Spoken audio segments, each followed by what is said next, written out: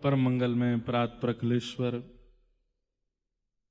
अकारम करुणा वरुणालय भक्तवांछा कल्पतरु तड़ित विनिंदित पीतांबरधारी श्री बाल कृष्ण लाल की वांगमयी शब्दमयी वाणीमयी प्रतिमूर्ति हम आप सबके मध्य में विराजमान श्रीमद् भागवत महापुराण को बारंबार प्रणाम। ठाकुर जी की परम कृपा से हम आप सब लोग भारत के मध्य में विराजमान, एक प्रकार से कहें तो भारत स्वरूप का, भारत देश का उदर, जिस प्रकार शरीर में भले ही आंखें हैं, कान हैं, हाथ हैं, पैर हैं, बुद्धि है, सब कुछ होने के बाद भी इन सब का पोषण उदर से ही होता है, पेट से ही होता है। ऐसे ही भारत में कश्मीर है, दिल्ली है, पंजाब है, अरुणाचल प्रदेश है, आंध्र प्रदेश है, तेलंगाना है, तमिलनाडु है, महाराष्ट्र है, गुजरात है, पर सबका भोजन मिलता मध्य प्रदेश से है। ऐसा ही है मध्य प्रदेश।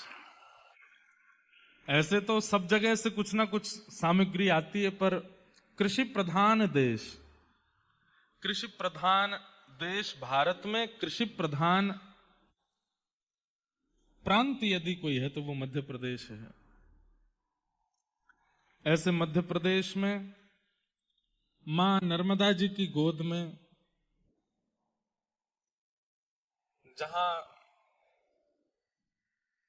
मानवों के द्वारा पूजनीय है गंगा, देवताओं के द्वारा पूजनीय है यमुना, पर नदियों के द्वारा भी जो पूजनीय है वो श्री नर्मदा, जिनकी नदी भी पूजा करती है। पूरा विश्व गंगा जी की पूजा करता है, पूरा विश्व यमुना जी की पूजा करता है, पूरा भारतवर्ष कावेरी, गोदावरी आदि आदि नदियों को सब वंदन करते हैं, पर ये सारी नदियां भी जिनको प्रणाम करती हैं वो श्री नर्मदा जी। नर्मदा जो साक्षात सजल शिव हैं, जो साक्षात बहते हुए महादेव हैं, वो नर्मदा। एकमात्र नर्मदा जी ऐसी हैं जिनका स्वच्छंद पुराण है और किसी नदी का पुराण नहीं है। और श्री नर्मदा जी के लिए विशेष बात यह है, कुछ बता रहे थे हम भूल गए, कूलर बंद हुआ तो मैं भूल गया। कूलर बंद हुआ? अरे भैया चालू करो, बेचारे तो गर्मी में है वो चालू। इन्होंने सबने एक साथ इशारा किया कूलर, तो मैं कथा भूल गया, मैंने कि क्या बता रहा। नर्मदा जी जो हैं सचल या सजल महादेव हैं। ऐसा कहां सुना जाता है, शास्त्र प्रमाण है कि श्री नर्मदा जी का दर्शन साक्षात महादेव का दर्शन है। श्री नर्मदा जी का पान साक्षात महादेव का आशीष पान के समान है। श्री नर्मदा जी का स्नान यानी कि महादेव की गोद में आप विराजमान हो गए हो, उसमें कोई अंतर नहीं है। ऐसी नर्मदा जी संभवतः खरगोन में तो नहीं है, थोड़ी दूरी पर है। और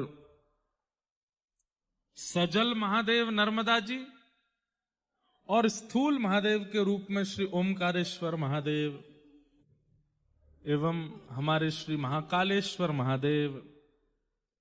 और यहां पास में एक और स्थान है महेश्वर।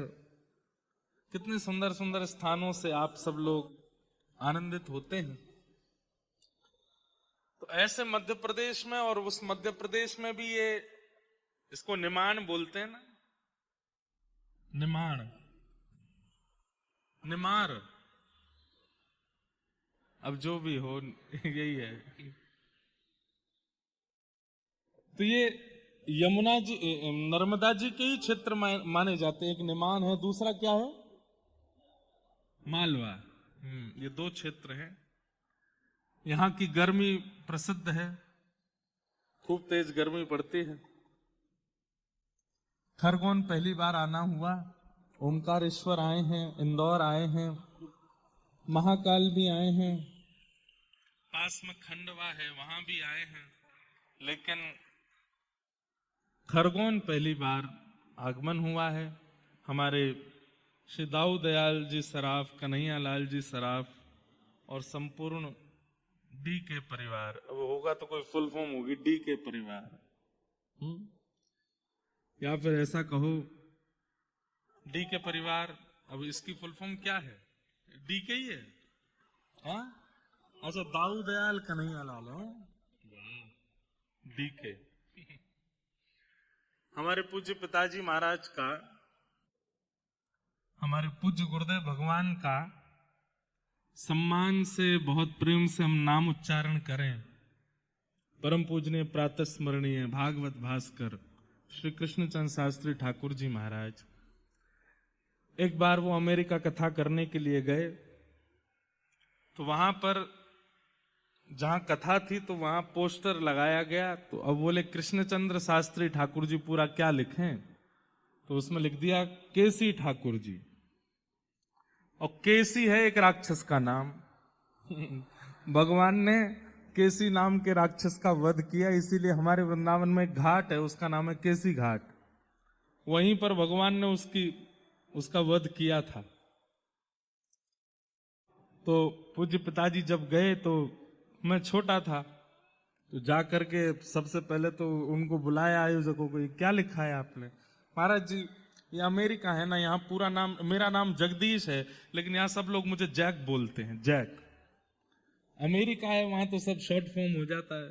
पिताजी बोले भाई तुम्हारे शॉर्ट फॉर्म तो फिर भी ठीक है, हमारा शॉर्ट फॉर्म तो राक्षस का नाम बन जाएगा, इसलिए इसको मत रखो। इसलिए अच्छा है डी के परिवार, लेकिन शॉर्ट फॉर्म भी ऐसा हो जिस शॉर्ट फॉर्म में भी ठाकुर जी का नाम प्रकट होता। ऐसे सराफ परिवार और जितने भी हमारे प्रिय भाई बंधु और परिवारी जन इस संपूर्ण कथा में अपनी सहभागिता व्यक्त कर रहे हैं, एवं मंच पर विराजमान विप्रदेव, वहां विराजमान समस्त विप्रदेव, यहाँ विराजमान समस्त गंधर्वजन, और आप सभी मध्य प्रदेश निवासी, खरगोन निवासी, या जहां कहीं से भी आप सब पधारे हैं, सबको जय श्री कृष्ण। अभी तो पहलो दिना है और आप अभी इतने कमजोर है रहे हो, तो 7 दिना कैसे चलेगो? ने जोर तो बोलो जय श्री कृष्ण, जय सिया राम, जय श्रीमन नारायण, जय जय श्री राधे, नमः पार्वती पतये, हर हर महा। बस ऐसा उत्साह बनाए रखना, ऐसा उत्साह बनाए रखिएगा 7 दिन तक। श्रीमद् भागवत की कथा में सबसे विशेष भाव क्या है? सुंदर पंडाल का होना, सुंदर व्यवस्थाओं का होना, सुंदर प्रसाद का होना, सुंदर जल की व्यवस्था होना, ये सब तो बड़े बड़े राजनीतिक कार्यक्रमों में भी होते हैं। सुंदर पंडाल बनता है, सुंदर भोजन की व्यवस्था होती है, सुंदर मंच का होना, ये कितना सुंदर मंच बना है। हमारे महाराष्ट्र में एक बहुत दिव्य स्थान है दत्त धाम। वहां श्री दत्त धाम में दास को एक बार 1 महीने की कथा करने का अवसर मिला था, और इस वर्ष सप्ताह व्रज लीला कहने का अवसर मिला था।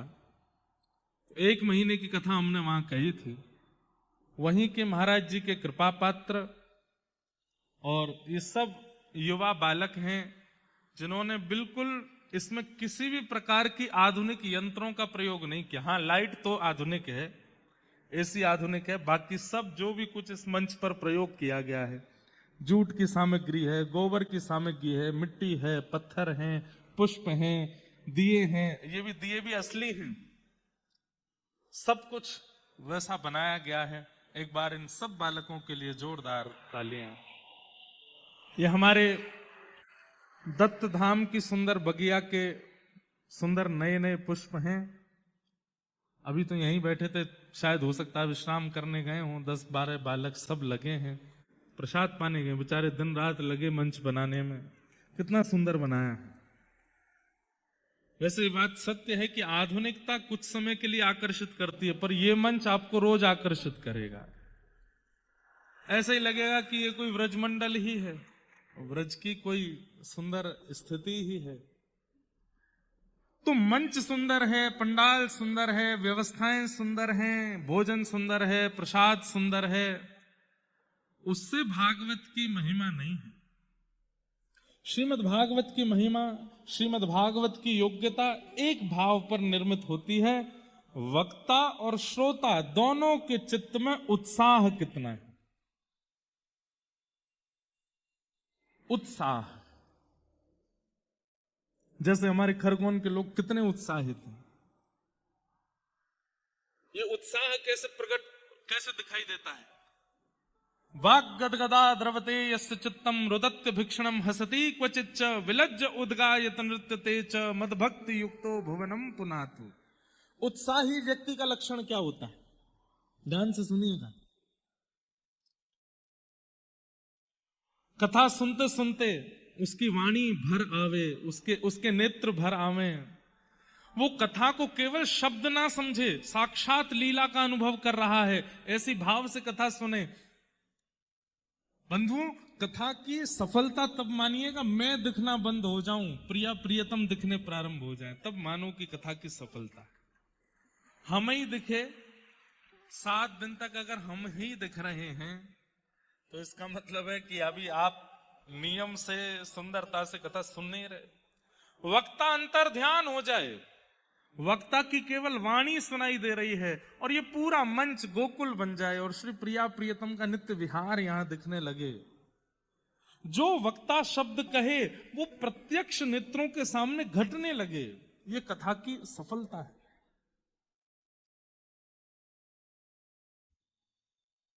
कथा सुनते सुनते आपकी वाणी भर आवे, नेत्र सजल हो जाएं, समझो आप उत्साहित हो। रुदत्य भिक्षणम हसति क्वचिच्च, और सुंदर कोई भगवान की लीला सुनकर के आप अत्यंत आनंद में आ जाओ, अत्यंत उत्साह में भर आओ, आपकी जितनी भी पीड़ाएं हैं सब भूल जाओ। अब 3:30 बजे हम वृंदावन से निकले हैं, तो सोचो सोए होंगे रात को। आजकल 12-1 बजे से पहले कोई सोता नहीं है। 12-1 बजे सोने का समय, 3:30 बजे उठने का। हर 10 मिनट में लोग 3 तो नहीं बज गए, 3:30 तो नहीं बज गए, अब समय तो नहीं हो गया। अच्छा, आप कहोगे महाराज जी इतनी जल्दी क्यों, हमारी फ्लाइट तो थी 8:55 की। पर हमारे वृंदावन में दिन में मौज चलती है ठाकुर जी की, रात में मौज चलती है संतों की।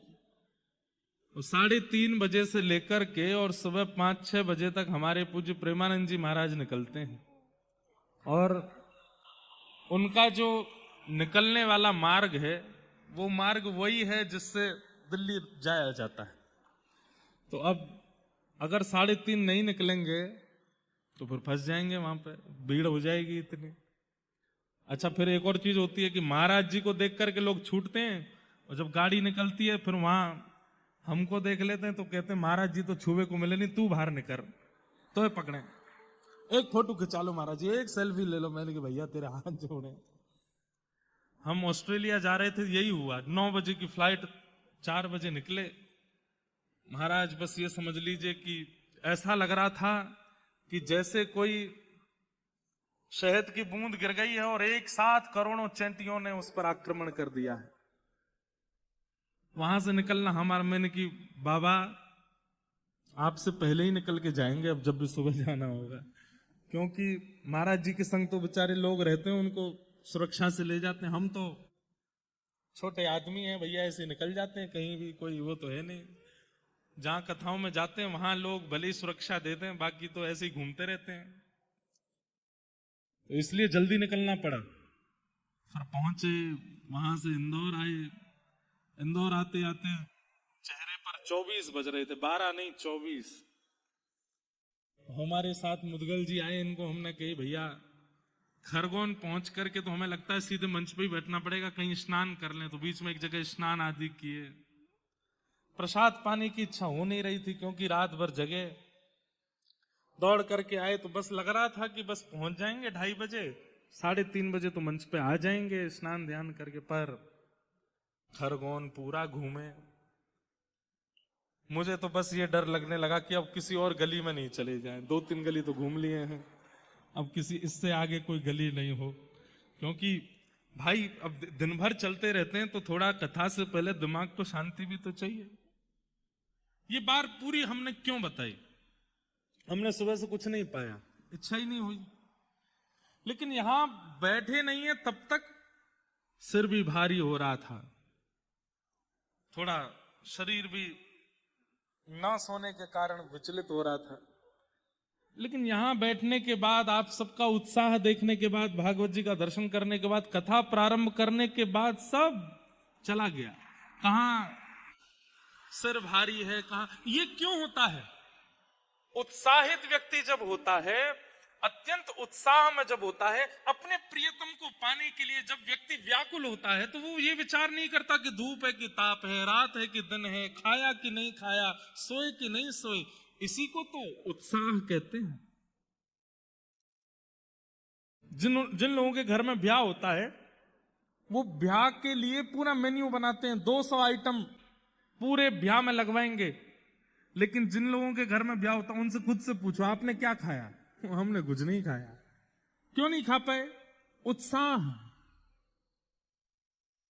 इतने उत्साहित हो जाते हैं कि उन लोगों को फिर वो नहीं उसका भान रहता, सोए कब हैं, जागे कब हैं, खाया क्या है, पिया क्या है। ऐसा उत्साह जैसा एक ब्याह में होता है, एक संसारिक क्रिया में होता है, उससे भी उत्तम उत्साह यदि कथा में हो जाए तो 7 दिन में श्री कृष्ण का प्रत्यक्ष दर्शन निश्चित हो जाएगा। अरे कहां तक कहें, 7 बजने पर जब हम कहें ना कि अब चलो आज की कथा को विश्राम देते हैं, तो आप लोग व्याकुल हो जाओ, इतनी जल्दी 7 बज गए, अभी तो शुरू हुई थी, इतनी जल्दी समय कैसे निकल गया। ये उत्साही व्यक्ति का लक्षण होता है। और लिख लीजिएगा, भगवत प्राप्ति में जप जितना जरूरी है, यज्ञ जितना जरूरी है, तप जितना जरूरी है, व्रत जितना जरूरी है, नियम जितने जरूरी हैं, उन सब से ज्यादा सब में उत्साह होना जरूरी है। आप व्रत तो करते हैं, लेकिन भार के रूप में करते हैं। राम राम राम, व्रत करना है, व्रत करना है, आज मंगलवार है, व्रत करना है, आज एकादशी है, व्रत करना है, कब पूरी होगी एकादशी, कब हम खाएंगे। तो आप जिस समय ये विचार करते हैं कि कब होगी एकादशी पूरी, उसी समय आपका व्रत टूट जाता है। व्रत का मतलब अन्न का त्याग नहीं होता है, व्रत का मतलब धैर्य का त्याग।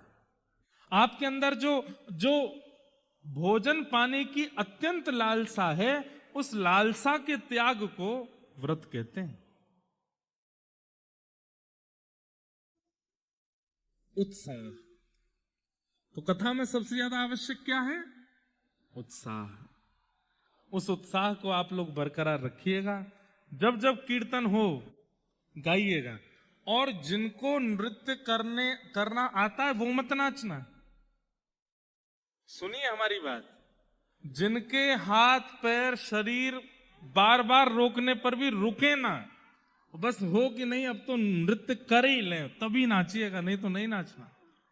ये कई लोगों में ऐसा होता ना, ए चल चल चल तू भी नाच तू भी नाच, ये सब नहीं होता कथा। ये कोई शादी ब्याह डीजे थोड़ा ही है, सबको नचाना। ये कथा का मतलब मनोरंजन नहीं है, मनोमंथन है। मनोरंजन नहीं, मन का मंथन। तो आप लोग नृत्य तभी कीजिएगा जब शरीर कहे कि बस अब रुका नहीं जा रहा है, और तब नृत्य कीजिएगा। और नृत्य नहीं तो करताल और गाना तो है ही, क्योंकि श्रीनाथ जी पहले ही विराज गए हैं और हमें पता है कि पुष्टि मार्गीय वैष्णव खरगोन में बहुत हैं। इसलिए निश्चित ही अष्ट सखाओं के पद यहां सहज ही प्रकट होते रहेंगे। अपने आप ही सूरदास जी, कुंभनदास जी, मीराबाई आदि के सबके पद आएंगे। और पद जो होते हैं ना, उसमें शरीर नहीं नाचता है, उसमें मन नृत्य करता है। तो इसलिए बहुत सावधानी से आप लोग बस उत्साह के साथ बैठिएगा। खूब भाव से हम लोग कथा सुनेंगे। आज प्रथम दिन है कथा का, विलंब हुआ कथा में, पर कल से कथा का समय आप लोगों के लिए 3 है और हमारे लिए 3:30 है। आप लोग 3 बजे आकर के अपना स्थान ग्रहण कर लीजिए और आप लोग जब आ जाएंगे आकर के बैठ जाएंगे, हमें संकेत मिलेगा, हम तभी आएंगे। तो जितना लेट करोगे हम भी उतने लेट आएंगे, इसलिए पहले आओ। अध्यापक से पहले विद्यार्थियों को आना चाहिए विद्यालय में। ये एक 7 दिन का विद्यालय यहां खुला है। हम यहां पर अध्यापक के रूप में आए हैं। प्रधानाचार्य तो पीछे बैठे हैं, ये प्रधानाचार्य हैं, हम अध्यापक हैं और ये सब हमारे सहायक अध्यापक हैं जो सहायता करेंगे। आप सब यहां पर विद्यार्थी हो, विद्यार्थी बनकर के ही आइएगा। विद्यार्थी ये सोच करके जाता है कि मुझे सीखने जाना है और मुझे माता पिता को जवाब देना है कि मैंने क्या पढ़ा। माता पिता कौन है? हमारा जीवन और इस जीवन में प्राप्त होने वाले प्रारब्ध और हमारे कर्म, ये दोनों ही माता पिता हैं। वो पूछेंगे क्या किया, तो हमें बताना पड़ेगा कि हमने कथा में क्या सुना, क्या भाव आया, कैसे हमने श्रवण किया। इसलिए इस विद्यालय में नित्य पधारिए। 3 बजे का समय है। विश्राम दिवस की कथा जो है वो सुबह होगी, उसका समय आप लोगों को आने वाले समय में बता दिया जाएगा। आइए बड़े प्रेम और भाव से आज प्रथम दिन के महात्म की कथा में प्रवेश करते हैं। बोलो वृंदावन बिहारी लाल की। जन्माद्यस्य तोन्वयादितरतश्चार्थेष्वभिज्ञस्वराट् तेने ब्रह्म हृदय आदि कवये मुह्यन्ति यत्सूरयः तेजो वारि मृदां यथा विनिमयो यत्र त्रिसर्गो मृषा धाम्ना स्वेन सदा निरस्तकुहकं सत्यं परं धीमहि सच्चिदानन्दरूपाय विश्वोत्पत्त्यादिहेतवे तापत्रय विनाशाय श्री कृष्णाय वयम् नमः। सच्चिदानंद रूपाय विश्वोत्पत्त्यादि हेतवे तापत्रय विनाशाय श्री कृष्णाय वयम् नमः। भागवत जी के महात्म का पहला श्लोक है। भगवान के 3 रूप, भगवान के 3 कर्म, भगवान के 3 गुण, इनकी चर्चा यहां पर की गई है। बहुत ध्यान से सुनिएगा। 3 रूप हैं ठाकुर जी के। सच्चिदानंद रूपाय, सबसे पहला भगवान का स्वरूप क्या है? सत्य। आप उनको अष्ट धातु का बोलते हो, आप उनको मार्बल का बोलते हो, आप उनको सोने का बोलते हो, चांदी का बोलते हो, ये जघन्य अपराध है। ठाकुर जी को कभी भी पाषाण नहीं बोलना चाहिए। ठाकुर जी हैं। पाषाण कब बोला जाता है? जब उनके प्रति सत्य की भावना ना हो। एक बात बहुत ध्यान से सुनिएगा। ये कौन है? ये रमेश है। ये कौन है? ये सुरेश है। ये कौन है? राम सहाय है। ये कौन है? अंकुश है। ये कौन है? आशीष है। ये कौन है?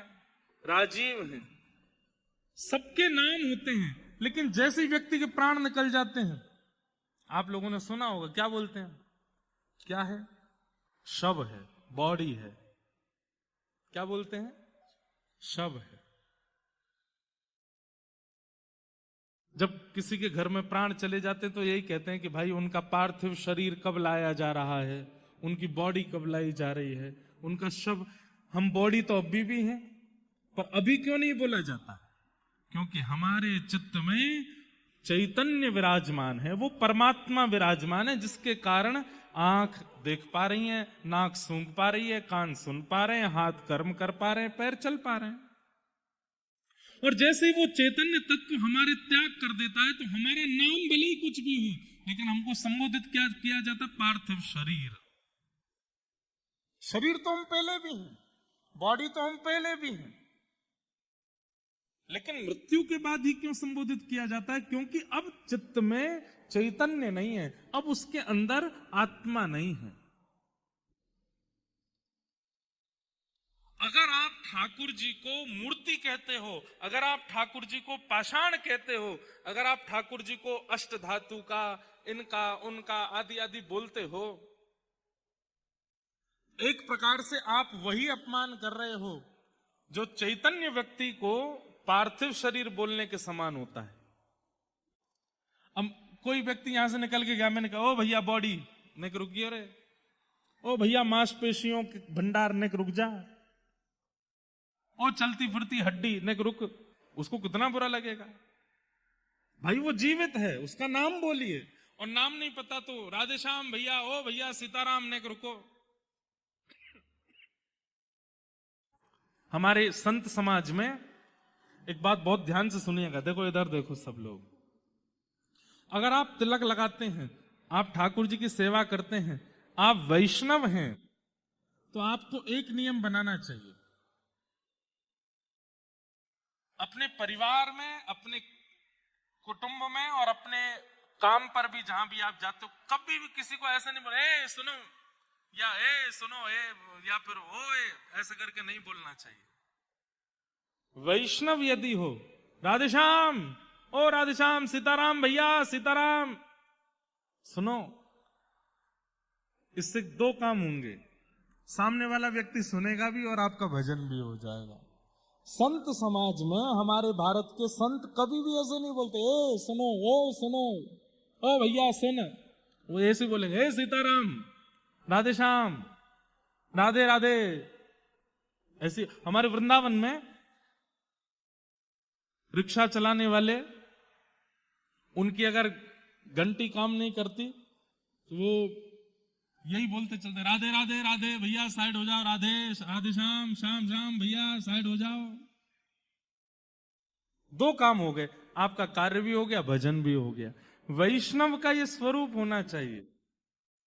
प्रसाद भी पा रहे हो, अब पत्नी को बुलाना है तो उसका भी नाम मत बोलो, यार रोटी के लिए मत बोलो, राधे श्याम जोर से चिल्लाओ, बोले क्या बात है, प्रसाद लाओ, कुछ लाओ। एक बार भगवान नाम किसी को पुकारने में ही, किसी को बुलाने में ही, किसी को इशारा करने में ही नाम तो निकलेगा।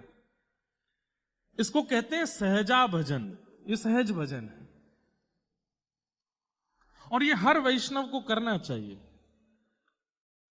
कम से कम खरगोन में आज से, आज की कथा का एक सूत्र लेकर के जाओ कि अब घर में किसी को भी बुलाना है, किसी को भी पुकारना है, किसी को भी इशारा करना है, किसी को भी साइड हटने को बोलना है। कथा में भी आप आते हो, भैया हटना, बहन जी हटना, नहीं, राधेश्याम राधेश्याम जोर जोर से बोलोगे 2-3 बार, अरे मैं कह रहा हूं जितनी देर नहीं सुनेगा उतनी देर भजन बनता रहेगा। आप कहोगे कि महाराज जी सुने ही नहीं रहे हैं, ठीक है, तो जब तक नहीं सुने बोलते रहो, आपका तो नाम जब हो रहा है ना। ये वैष्णव का स्वरूप होता है। तो हम निवेदन कर रहे थे कि ठाकुर जी को पाषाण मत बोला कीजिए, वो सत्य हैं। अरे हम कहते हैं कि जब आप किसी पोस्टर में भी ठाकुर जी का चित्र देखते हैं ना, ठाकुर जी का चित्र प्रकट होते ही वो पोस्टर भी भगवान है। इसलिए हम निवेदन भी करते हैं कि ज्यादातर कथाओं के कार्ड में या जो डिस्पोजल होने वाली चीजें, उसमें ठाकुर जी का चित्र देना ही नहीं चाहिए। संकेत कर दो, नाम आदि भाव बता दो, लेकिन ठाकुर जी का चित्र मत दो, क्योंकि वो चित्र में परिपूर्ण है। आपको लग रहा होगा कि पीछे एक कटआउट लगा, एक पोस्टर जैसा लगा, नहीं, साक्षात ठाकुर जी हैं। और आप ये भावना धारण करके 7 दिन कथा सुनो, 7 दिन में एक दिन तो अनुभव होगा कि अपने नैन मटका रहे थे, अपनी भौं हिला रहे थे, आज इनका मुकुट थोड़ा टेढ़ा सा था। सत्य भावना रखते ही ठाकुर जी का अनुभव होना प्रारंभ हो जाता है। हमें अनुभव क्यों नहीं होते? क्योंकि हमारा उनके प्रति सत्य भाव नहीं है, सत्य स्थिति नहीं है। उनको सत्य मानो। तो भगवान का सबसे पहला स्वरूप क्या है? सत्य। ठाकुर जी को जहां भी देखो इसी भाव से प्रणाम करो कि मैं एक बात कहता हूं कथा में, ठाकुर जी हमारे साथ एक खेल खेलते हैं। कौन सा खेल? सब लोग इधर देखो। एक आप लोगों ने शायद बचपन में खेल खेला होगा, विष अमृत। विष अमृत खेला है? एक विष अमृत के जैसा एक और खेल होता था। आजकल के छोटे बच्चों को तो पता ही नहीं होगा कौन सा खेल है, विष अमृत कौन सा है। इनको भी बताइएगा, माता पिता अपने अपने छोटे छोटे बच्चों के संग भी खेलिएगा। एक उसमें और हम लोग खेलते थे, उसको इंग्लिश में ऐसे बोलते थे स्टैचू। एक व्यक्ति गिनती करता था 10 तक, 1 2 3 4 10 तक गिनती करता था। पीछे उसके सारे बहन भाई अलग अलग आकृति बनाते थे, और जैसे ही 10 पूरा होता तो वो पीछे घूम के देखता, तो जो जैसा है वो वैसे ही रह जाता। अब उसका काम क्या है? सबको हंसाओ, और जो हंस गया, बात क्या है, छीना नहीं है, कुछ भी बोल सकते हो, कुछ भी कह सकते हो। सामने वाले ने अगर अपनी पलक झपकी, अगर वो जरा सा भी हंसा, तो आप जीत गए, वो हार गया। ठाकुर जी हमारे साथ ऐसा ही खेल खेल रहे हैं, स्वयं स्टैचू बन के खड़े हैं और हमसे कह रहे हैं अपने भक्ति के मार्ग से, अपने कथा के भाव से, अपने कीर्तन से, अपने भजन से, अपने नाम जप से तुम कैसे भी करके मेरे इस स्टैचू भाव को विलग करके दिखाओ। आज तक करते आए हैं ठाकुर जी, लेकिन ऐसे ही खड़े हैं। इसका मतलब वो जीत रहे हैं, हम हार रहे हैं। लेकिन मीराबाई ने ऐसा गाया कि ठाकुर जी हार गए, मीराबाई जीत गई। सूरदास जी ने ऐसा गाया, सूरदास जीत गए, ठाकुर जी हार गए। भैया भक्ति क्या है? एक खेल है। ठाकुर जी जहां पर मूर्ति बनकर के खड़े हैं और हमें मानो एक चुनौती दे रहे हैं कि तुम अपने भजन, नाम जप और अपने अपने जितने तुमसे साधन हो सके उनसे मेरे इस मूर्तिमंत रूप को सचल बना करके दिखाओ। और अगर तुमने सचल कर दिया, तुम जीते, मैं हारा। लेकिन हम सब हारते जा रहे हैं। और हमें समय कितना मिला है पता है? 100 साल। 100 साल का समय मिला है, लेकिन 100 साल भी पूरे कोई कर नहीं पाता। कोई 80 में ही रुक जाता है, कोई 60 में ही रुक जाता है। आजकल तो 50 के बाद कभी भी रुक सकते हो, कोई भरोसा नहीं। कथा क्या है? वो जो मूर्ति बनने वाला जो खेल है, उस खेल में मूर्ति बने हुए ठाकुर जी को सचल कैसे किया जाता है, यह सिखाया जाता है कथा में। एक श्रीनाथ जी की परम भक्ता हुई अजब कुमारी, मैंने कई बार कथा सुनाई है अजब कुमारी जी की। अजब कुमारी जी गई गोवर्धन और श्री गिरिराज जी का दर्शन करके ऐसी आनंदित हो गई ठाकुर जी के रूप माधुरी में। सजल श्याम घन वरण नील है, सजल श्याम घन वरण नील है। फिर चित अनत न भटक्यो, फिर चित अनत न भटक्यो। मेरो मन गिरधर छवि पे अटक्यो, मेरो मन गिरधर छवि पे, मेरो मन गिरधर छवि पे अटक्यो। मेरो मन गिरधर छवि पे। ऐसा मन अटक गया अजब कुमारी का। ठाकुर जी के सामने बैठती है और बस ये कहती है कि मुझे वापस नहीं जाना अपने घर, मैं आपके पास रहना चाहती। लेकिन राजकुमारी है, राजा की पुत्री है, जाना तो पड़ेगा। तो जब तक गिरिराज जी में रही तब तक मन में सोचती रही मैं क्या सेवा करूं। सबसे पूछा, गुसाई जी ने कहा कि हमारे यहाँ तो बहुत सेवक हैं, हमें आवश्यकता नहीं है। और भाई सब सेवक पुरुष हैं, अब तुम स्त्री हो, तुम आकर के सेवा करोगी, फिर पुरुष स्त्री कहीं कोई उनके मन में भाव ना आवे, तुम्हारे मन में कोई भाव ना आवे, और तुम्हारी सुरक्षा की भी जिम्मेवारी लेनी पड़ेगी। राजकुमारी हो, हम कैसे कोई सेवा बता दे मंदिर में। अजब कुमारी बोली तो मैं अपने आप कोई सेवा कर सकती हूँ? बोले क्या? बोले मैं खेल खेलूंगी ठाकुर जी के साथ। और अजब कुमारी ठाकुर जी के साथ चौसर खेलती थी। कभी बंधुओं करके देखिए, लूडो होता है ना, लूडो, कभी टाइम मिले, घर पे फ्री बैठे हो, ठाकुर जी के सामने लूडो खोल लो। हरी वाली जो पारी है वो ठाकुर जी की तरफ कर दो, लाल वाली अपनी तरफ कर लो। ऐसा कहते हैं, हरी हरावे लाल जितावे। और फिर उसमें क्या कीजिए, ये कोई शास्त्रीय बात नहीं है, लेकिन कर सकते हैं। बंधुओं देखिए, भक्त जो करता है ना वो शास्त्रीय हो जाता है। एक बार अपनी चाल चलो और फिर दूसरी बार ठाकुर जी की चाल चलो, पर चीटिंग मत करना। आप अनुभव करेंगे कि जब आपकी गोटी कटने वाली होगी ना ठाकुर जी से, तो ठाकुर जी के मुख पर एक अद्भुत प्रसन्नता होगी। और जब ठाकुर जी की आप काटने वाले होगे, ठाकुर जी के मुख पर थोड़ी सी उदासी दिखेगी। ठाकुर जी घबरा रहे, मेरी गोटी मत काटे। और ये हमने कहां से सीखा? ये अजब कुमारी से सीखा। अजब कुमारी ठाकुर जी के सामने चौसर खेलती है, एक बार अपनी चाल चलती है, दूसरी बार ठाकुर जी की चाल चलती है। अजब कुमारी इतनी निपुण है खेल में, उससे कोई नहीं जीत सकता। लेकिन हर दिन खेल खेलते खेलते खेलते खेलते अंत में जैसे ही अजब कुमारी जीतने वाली होती है, ठाकुर जी को जिता देती है। और जैसे ही ठाकुर जी को जिताती है, ठाकुर जी के मुखमंडल पर एक अद्भुत प्रसन्नता, जिसका दर्शन सब दर्शनार्थियों को होता था। ठाकुर जी मुस्कुरा रहे हैं, ठाकुर जी के गाल गोल गोल हो रहे हैं, ठाकुर जी थोड़े अधर चौड़ा रहे हैं, प्रसन्न हो रहे हैं। लेकिन जिस दिन अजब कुमारी को वापस अपने घर जाना था, उस दिन बोली, रोज जिता देती हूं, सबको लगता है कि आप जीतते हो, पर मुझसे कोई जीत जाए ये किसी में सामर्थ्य नहीं, आज मैं हराऊंगी आपको। और ठाकुर जी के सामने चौसर खेलने के लिए जब बैठी, ऐसी चाल चली, ऐसी बाजी चली कि सामने श्रीनाथ जी के मुखमंडल पर प्रश्वेद आने लगा, पसीने आ गए ठाकुर जी को। आज तो मैं हार जाऊंगा, आज जो जीत जाएगी। और जैसी अजब कुमारी ने देखा कि ठाकुर जी के मुख पे पसीने आ रहे हैं, ठाकुर जी घबरा रहे कि मैं आज हार जाऊंगा,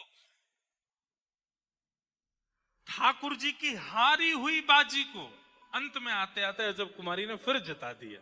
ठाकुर जी जीत गए। इतने प्रसन्न हो गए ठाकुर जी आज अजब कुमारी से, मानो सबको तो नहीं दिखा, लेकिन प्रत्यक्ष ठाकुर जी सामने आ गए और सामने आकर के अजब कुमारी को हृदय से लगा लिया। हृदय से लगा के बोले, मांग, तुझे क्या चाहिए? बोले, या तुम मुझे अपने पास रख लो या आप मेरे पास आ जाओ। मैं आपके पास रह पाऊं ऐसी अभी व्यवस्था नहीं बन पाएगी, इसलिए आप ही मेरे पास पधारो। और श्रीनाथ जी गोवर्धन से मेवाड़ पहुंच गए अजब कुमारी के पास। आज भी हमारे श्रीजी बाबा श्रीनाथ जी मेवाड़ में विराजमान है। किसके लिए? अजब कुमारी के लिए। कहने का अभिप्राय, ठाकुर जी मूर्तिमंत हैं, लेकिन अजब कुमारी ने अपनी भावना से ठाकुर जी के उस मूर्तिमंत को सचल कर दिया। हम आज भी अपने ठाकुर जी को मूर्तिमंत ही देख रहे हैं, हमारे ठाकुर जी सचल नहीं होते। क्यों? हमारी भक्ति में कमी है, हमारे विश्वास में कमी है, हम ठाकुर जी को सत्य मानते नहीं हैं, इसलिए ठाकुर जी सचल होते नहीं हैं। कर्माबाई की खिचड़ी खाने जगन्नाथ जी दौड़े चले आते हैं, सूरदास के पद सुनने के लिए श्रीनाथ जी दौड़े चले आते हैं, कुम्मन दास के खेत में बीज बोने के लिए ठाकुर जी चले आते हैं। और हम कुछ भी करते रहे, ठाकुर जी कुछ करते ही नहीं है। क्यों? हमारी भावना में कहीं कमी है। इसलिए भागवत जी के प्रारंभ में ही बताया गया है, ठाकुर जी को पाषाण मत मानिए, ठाकुर जी को मूर्ति मत मानिए। ठाकुर जी कौन है? सत्य है, सचल है। आप कभी भी ठाकुर जी के स्वरूप को देखिए और उसमें यह भाव रखो कि हे नाथ, बहुत देर हो गई, आप एक आसन पर खड़े हैं, थोड़ी देर बैठ जाइए ना, थोड़े आपके चरण दबा दें। आप थक तो नहीं गए होंगे, आप हार तो नहीं? अरे कहां, हम लोगों की भक्ति तो ऐसी, अपने कमरों में डबल डबल एसी लगाते हैं, ठाकुर जी के कमरे में पंखा वो भी रात में बंद कर देते हैं, बिल आएगा। हम कहां से ठाकुर जी का अनुभव कर सकते हैं जब हमारे अंदर इतनी चैतन्य भावना भी नहीं है ठाकुर जी के लिए। तो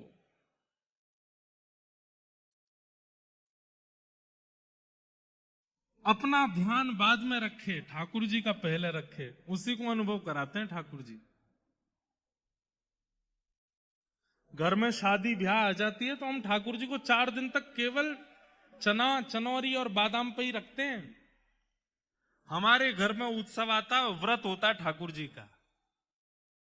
ठाकुर जी के भैया 2 दिन के लिए ये कहीं घूम जा रहे हो, केवल बादाम पे छोड़ जाएगा मुझको। ऐसा व्रत तो दुनिया में कोई नहीं करता जैसा ठाकुर जी करते हैं। कई घरों में ऐसा नहीं करना है। ठाकुर जी को सत्य मानिए, उनके प्रति सत्य की भावना रखो। ठाकुर जी सचल है। दूसरा, ठाकुर जी कौन है? चैतन्य है। सत्य भावना रखोगे तो ठाकुर जी चैतन्य हो जाएंगे। चैतन्य मतलब वो हाथ भी हिलाएंगे, पैर भी चलाएंगे, नैन भी मटकाएंगे, आंखें बंद भी करेंगे, खोलेंगे भी, खाएंगे भी, पिएंगे भी, हंसेंगे भी, बात भी करेंगे। बस करना इतना है कि ठाकुर जी के प्रति सत्य भावना रखो। सत्य भावना रखोगे ठाकुर जी चैतन्य हो जाएंगे, और जैसे ही ठाकुर जी चैतन्य होंगे जीवन में आनंद आ जाएगा। और एक बात सुनिएगा, जिस व्यक्ति के जीवन में सुख आता है उसको दुख का अनुभव होता है, पर जिस व्यक्ति के जीवन में एक बार आनंद आ जाता है ना, फिर उसको दुख का अनुभव नहीं होता। हमारे वृंदावन में सुख नहीं है, वृंदावन में आनंद है। बिहारी जी के दर्शन के लिए लाइन में लगे महाराज, पीछे से रेला धक्का दे रहा है, आगे से रेला पीछे फेंक रहा है, ऊपर से धूप पड़ रही है, सांस नहीं ले पा रहे हैं, लेकिन फिर भी प्रसन्नता है। इसी को आनंद कहते हैं कि अव्यवस्था है, पर अव्यवस्था में भी आपका चित्त परम आनंद में है। अभी आप सब लोग नीचे बैठे हो, फर्श पे बैठे हो, कूलर किनारों में लगे हैं, बीच में पंखे लगे हैं, वो भी बहुत ऊपर लगे हैं। किसी को हवा आ रही है, किसी को नहीं आ रही, कोई तो अपने किसी कार्ड से ही अपनी पंखा कर रहे हैं, पर फिर भी आप इतने प्रसन्न मुद्रा में बैठे हैं। क्यों? क्योंकि आप सुख में नहीं हो, आप आनंद में हो। और भगवत संबंधी क्रियाओं में सुख नहीं होता है, भगवत संबंधी क्रियाओं में आनंद ही होता है। आनंद का मतलब क्या है? अव्यवस्था में भी जो हमें प्रसन्न करता है उसे आनंद कहते हैं। जहां बहुत व्यवस्थित नहीं है फिर भी हम प्रसन्न हैं, उसे आनंद कहते हैं।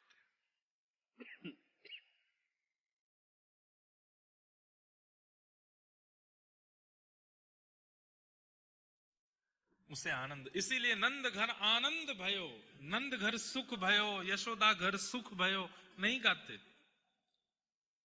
सुख संसारी वस्तुओं से मिलता है। गुलाब जामुन सुख देता है, रसगुल्ला सुख देता है, समोसा सुख देता है, पर अति में अगर रसगुल्ला खाओगे तो दुख देगा, इसलिए वो सुख ही है, आनंद नहीं है। अति में समोसा खाओगे तो दुख देगा, अति में रसगुल्ला खाओगे तो दुख देगा। इसलिए जिसकी अति होने पर दुख परिवर्तित हो जाता हो, सुख दुख में परिवर्तित हो जाता हो, वो आनंद नहीं हो सकता। आनंद किसको कहते हैं? जिसकी अति मिल जाने पर भी वह सुख की वह सीमा कम ना होती हो, उसको आनंद कहते हैं। जैसे ठाकुर जी कृष्ण करनामृत में श्री विल्लु मंगल जी कहते हैं ठाकुर जी कैसे हैं पता है? जितनी बार आप पलक झपकोगे और पलक झपक के दोबारा खोल के देखोगे, पलक झपकने से पहले जितने सुंदर थे, पलक झपकने के बाद और सुंदर ठाकुर जी लगेंगे, फिर पलक झपकोगे और सुंदर हो जाएंगे, फिर पलक झपकोगे और सुंदर हो जाएंगे। ठाकुर जी का सुख। अब किसी लड़के ने अपनी माता पिता से कहा खरगोन की सबसे सुंदर कन्या से मेरा ब्याह कराओ, करा दिया, लेकिन कुछ दिन बाद वो कितनी भी सुंदर हो, जो उनके पतिदेव हैं वो ज्यादा सिहाएंगे नहीं उनको देख करके, एक आध बार देख लिया ठीक है, अब तो सुंदरती तो है। क्योंकि संसार की सुंदरता कैसी है, वो प्रतिक्षण, संसार का सुख कैसा, प्रतिक्षण भोग करते करते घटता है। उसका आस्वादन करते करते करते उससे मिलने वाला सुख हमको घटाता है। पत्नी अपने पतियों को ढूंढना नहीं, ऐसी बात है क्या? कहीं पूछने लगो ये जो महाराज जी कह रहे हैं ये सत्य है क्या? लेकिन ठाकुर जी का स्वरूप कैसा है, जितना उसका उपभोग करोगे, जितना उसको आस्वादन करोगे, उतना सुख बढ़ता है। आनंदाम बुद्धिवर्धनम प्रतिपदम, आनंद बढ़ता रहता है और इच्छा जागृत हो जाती है उसको आस्वादन करने की।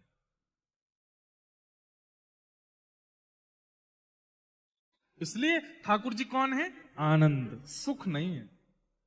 अब कथा, आज पहला दिन है, 7वां दिन जब कथा का होगा तो आप सब कह उठेंगे कथा भैया 7 दिन की नहीं, 1 महीना 1.5 महीना की होनी चाहिए। क्यों? 7 दिन में तो कुछ पता ही नहीं चला, 7 दिन में तो कुछ हुआ ही नहीं। और वहीं पिक्चर आप देखने जाओ तो 3 घंटा वाली भी हो लगती है, कब पूरी होगी, खत्म क्यों नहीं हो रही है। और कथा में ये लगता है कि खत्म क्यों हो गई, विश्राम क्यों हो गई, चलती रहे, क्यों? क्योंकि आनंद है। जब आप एकांत में भजन करते हैं, एकांत में नाम जप करते हैं, तो नाम जप के कई प्रभाव हैं। उनमें एक प्रभाव यह भी है कि नाम जितना जपा जाता है उतनी जल्दी पाप घटते हैं। जैसे मान लीजिए आपने अगर 1 लाख नाम पूरे कर लिए तो आपका कोई एक पाप, जो आज तक आपने जितने पाप किए उनमें से एक पाप 1 लाख नाम के बदले खत्म। लेकिन हमारी व्यासपीठ से हम निवेदन करते हैं गिनती नहीं करनी चाहिए, करते चलो करते चलो। लेकिन आप घर पर बैठ करके, एकांत में बैठ करके 1 लाख नाम जपेंगे तब एक पाप कटेगा। लेकिन जब इतने वैष्णव समूह चारों ओर बैठते हैं, भागवत जी सन्मुख होती है, व्यास आसन पर व्यास विराजमान है, भागवत जी की पवित्रतम कथा चल रही है, उस समय एक बार हरि बोल बोला जाता है तो वो 1 लाख के समान हो जाता है। एक बार राधे श्याम बोला जाए, एक बार सीताराम बोला जाए, तो फिर वो 1 लाख के समान ही उसका बल होता है। इसलिए कथा में भगवान नाम जब व्यास मंच से बुलवाया जाए ना तो खूब उत्साह से बोलना चाहिए। इतना सुंदर चरित्र है श्री चैतन्य महाप्रभु का। आप श्री नित्यानंद महाप्रभु को और श्री हरिदास ठाकुर जी आपके दोनों अनुयायी हुए, उनसे कहते हैं कि जाओ और घर घर से नाम की भिक्षा लेके आओ। अगर कोई राजी राजी हरि नाम नहीं बोलेगा तो जिद करके बुलवाएंगे, लेकिन बुलवाएंगे। तो नित्यानंद जी जाते और द्वार पर जाकर के कहते भिक्षा दे दो। तो द्वार के लोग कहते क्या भिक्षा में चाहिए? बोले हरि बोल बोल दो, बस एक बार हरि बोल बोल दो। कोई लड़ने लगता, ये हरि बोल हरि बोल हरि बोल बुलवाते रहते हो, हरि बोल बोलने से कोई घर चलता है क्या? नित्यानंद महाप्रभु कहते आपको घर चलाने के लिए क्या करना है? तो माताएं कहती हमको सब्जी बनानी है, रोटी बनानी है, चावल बनाने हैं, पति आएंगे आकर के चिल्लाएंगे भोजन कराओ, बच्चे आएंगे बोलेंगे भोजन कराओ, कौन? हम अगर भजन करेंगे तो भोजन कौन बनाएगा? तो नित्यानंद महाप्रभु बोलते मैं भोजन बना दूं, मैं भीतर जाके मैं सब्जी काट दूंगा, मैं दाल बना दूंगा, मैं रोटी बना दूंगा, आप भजन करो, मैं करूंगा आपकी सेवा, लेकिन आप भजन करो। तो कहते ऐसा क्या है इस हरि बोल में कि आप हमारे घर पे सब्जी काटने को तैयार हो, रोटी बनाने को तैयार हो, ऐसा क्या है हरि के नाम में? नित्यानंद महाप्रभु कहते हैं, बोले जिस प्रकार रसगुल्ला बोलते बोलते बोलते बोलते सामने वाले का मुख मीठा हो जाता है, लेकिन रसगुल्ला खाने पर ही उसका स्वाद असली पता चलता है, ऐसे मेरे बताने से तो आपको केवल मिठास का अनुभव होगा, जब स्वयं बोल करके देखोगे तब पता चलेगा कि हरि बोल से क्या होता है। मैया तेरे पांव पड़ूं एक बार हरि बोल, मैया तेरे पांव पड़ूं एक बार हरि बोल। और सामने वाले इतने जिद्दी नहीं बोल रहे, अब बताओ। तो नित्यानंद महाप्रभु पता क्या बोलते? यहीं मर जाऊंगो एक बार हरि, यहीं मर जाऊंगा एक बार जैसे हरि बोल। लोग बाग दुनिया में सामने वाले को डराने के लिए कहते हैं फांसी लगा लूंगा, मुझे 1 लाख रुपए दे दो, नहीं दिए तो मैं ऐसा कर लूंगा, नहीं दिए तो मैं ये कर लूंगा, तुमने अगर मुझसे शादी नहीं करी तो मैं नस काट लूंगा। लेकिन यहाँ नित्यानंद महाप्रभु कह रहे हैं अगर तुमने हरि बोल नहीं बोला तो तुम्हारे द्वार पे ही अपने प्राण त्याग दूंगा, एक बार हरि बोल बोल दो, क्या जाता है तुम्हारा, एक बार बोल दो। तो सामने वाला थोड़ा झिझा करके बोलता, बोल दिया, लो हरि बोल। नित्यानंद महाप्रभु बोले अब जब एक बार बोल दिया है तो एक बार और बोल दो। बोले तुमने कहा था एक बार बोलने को, कुछ लग थोड़ी रहा है, तुम्हारे पैसे थोड़ी लग रहे हैं, एक बार बोल दिया एक बार और बोल दो। कोई भी चीज सिंगल नहीं होनी चाहिए, युगल होनी चाहिए, एक बार और बोल दो, एक बार और बोल देते हैं हरि बोल। नित्यानंद महाप्रभु कहते बस अब हम जा रहे हैं, जल्दी जाओ यहां से। तो नित्यानंद महाप्रभु कहते अब हम जा रहे हैं तो कम से कम विदाई तो दे दो हमको। बोले क्या विदाई चाहिए, बोले एक बार और हरि बोल बोल दो। बंधुओं, सामने वाला व्यक्ति जब तीसरी बार हरि बोल बोलता था, 3 बार हरि बोल बोलती उसके चित्त में प्रेम लक्षणा भक्ति प्रज्वलित होने लगती थी और वो तो बस भुजा उठा करके नित्यानंद महाप्रभु के साथ ही नृत्य करने लगता था। उन्होंने 3 बार हरि बोल बुलवा करके कितनों को वैष्णव भक्त बनाया। हरि नाम, हरि कथा, हरि स्वरूप की कैसी महिमा है, ये तो तभी पता चलेगा जब उसमें प्रवेश करोगे। केवल सुनने मात्र से काम नहीं चलेगा, एक बार हरि नाम को अपने जीवन में लेकर के देखिए और फिर जीवन हरि नाम को दे करके देखिए, आप उसका अनुभव करेंगे। कैसा अनुभव? शरीर में कितनी भी बाधाएं हो जाएं, पीड़ा नहीं होगी आपको। जीवन में कितनी भी रुकावटें आ जाएं, आपको चिंता नहीं होगी आपको, अगर हरि नाम जीवन में होगा तो। जैसा एक सामान्य व्यक्ति का जीवन होता है वैसा ही चलेगा सब कुछ, लेकिन आप प्रभावित नहीं होगे उससे। ये हरिनाम का, हरिनाम की महिमा। ऐसे भगवान सच्चिदानंद रूपाय, 3 रूप हैं, सत्य, चैतन्य और आनंद। विश्वोत्पत्त्यादि हेतवे, विश्व की उत्पत्ति, पालन और संहार जो करते हैं। तापत्रय विनाशाय, 3 प्रकार के तापों का जो उपशमन करते हैं।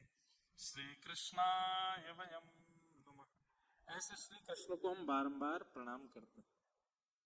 एक बात बोले बंधुओं,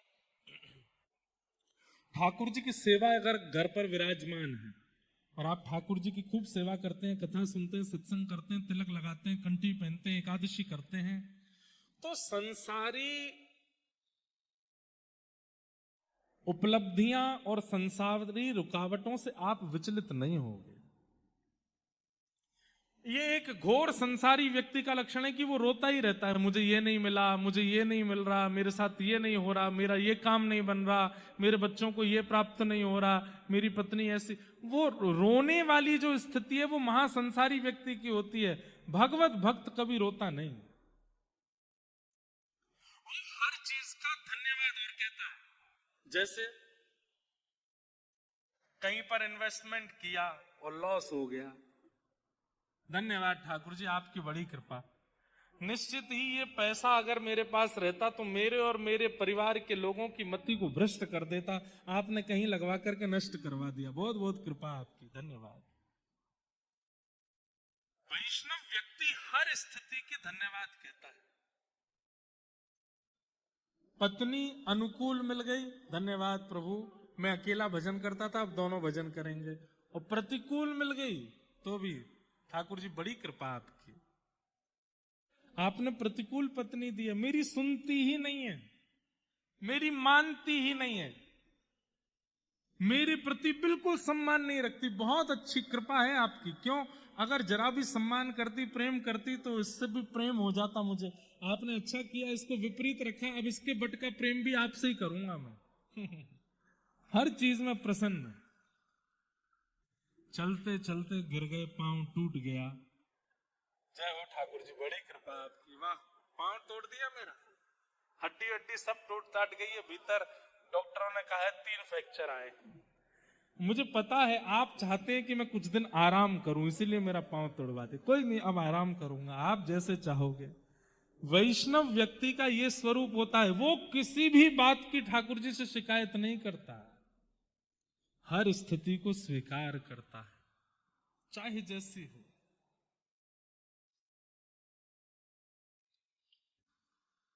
तापत्रय विनाशाय। सुदामा जी ने कभी शिकायत नहीं की भगवान से।